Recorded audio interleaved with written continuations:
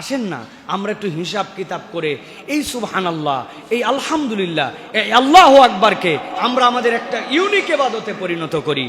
আমার সুবহানাল্লাহ 33 বার পড়তে একদিন 33 মিনিট লাগছে, আমার আল্লাহু আকবার পড়তে 33 মিনিট লেগে গেছে, আমার আলহামদুলিল্লাহ পড়তে 33 মিনিট লেগে গেছে।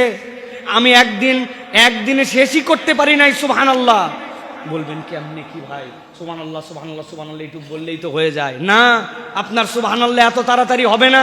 আপনি সুবহানাল্লাহ বলার আগে ভাবেন, আয় আল্লাহ, আমার বাড়ির ধারে 3 প্রজন্ম পর্যন্ত নন মুসলিম একজন আছে, তার বাড়ির ধারে আমার অবস্থান, তার সাথে চলাফেরা করলাম, কিন্তু আজকে 3টা প্রজন্ম চলে গেল, তাহলে ঈমান আনতে পারলো না।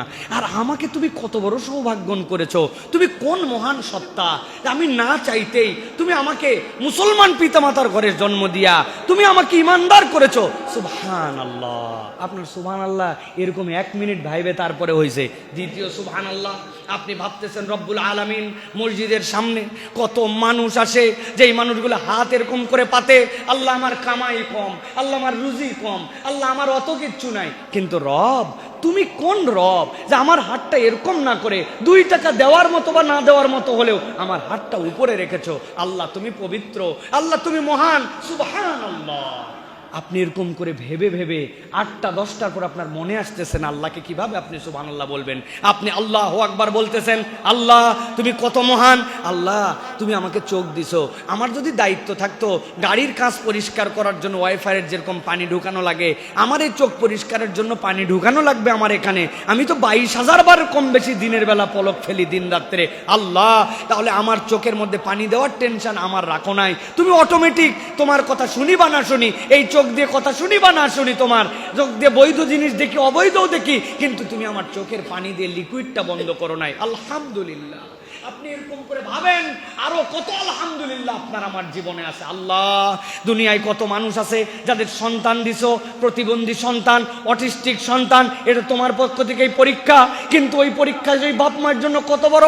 আল্লাহ আমাকে এতগুলা সন্তান, আমাকে 1টা 2টা সন্তান দিছো, আমার সন্তানদের তোমাকে আমাকে এই পরীক্ষা দেও নাই, আল্লাহ আলহামদুলিল্লাহ। 33 বার সুবহানাল্লাহ, 33 বার আলহামদুলিল্লাহ, 33 বার আল্লাহু আকবার, এগুলো একটু ভেবে ভেবে চিন্তা করে করে বলেন, একটু আল্লাহ রাব্বুল আলামিনের কৃতজ্ঞ হয়ে বলেন। খালি হাত করে মানে এমন স্পিড, কি বললাম, কেন বললাম, কেন আল্লাহ এটা আমাকে বলতে বললেন, কখনো অনুভব করলাম না। প্রিয় ভাইরা, এরকম যেন না হয়, এইটা আমাদের জন্য অন্যতম একটা প্র্যাকটিস। আর 2 নম্বর, প্রত্যেক দিন একটু চুপ করে থাকার প্র্যাকটিস করা।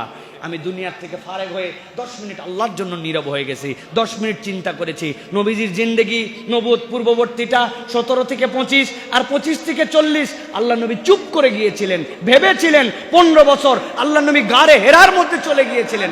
আল্লাহ এরপরে তাকে জিম্মাদারি দিয়েছেন পুরো উম্মতের জন্য কিয়ামত পর্যন্ত। আমি সব সময় কেবল ব্যস্ত ব্যস্ত ব্যস্ত, আমি কোলাহল প্রিয়, আমি সব সময় আনুষ্ঠানিকতা সর্বস্ব, সব সময় আড্ডাবাজ, সব সময় হই হই না, যাই না আমাদের 10 মিনিট বসে থাকেন আল্লাহর জন্য, চুপ করে আসেন। ওই চুপ করে থাকাটাও ইবাদত হতে পারে, আমার কথা নয়। নবীজি বলছেন যদি পারো ভালো বলো, না পারলে চুপ করে থাকো, পৃথিবীতে একমাত্র ইবাদত। আপনি চিন্তা করছেন আমার বলার কিছু নাই এখন, এই জন্য আমি চুপ করে আসি, আপনি চুপ করে আসেন, আর ফেরেশতা আপনার কাঁধে লিখতেছে বান্দা ইবাদত করতেছে, ইবাদত করতেছে, ইবাদত করতেছে, তাও কবুল ইবাদত, সুবহানাল্লাহ বল।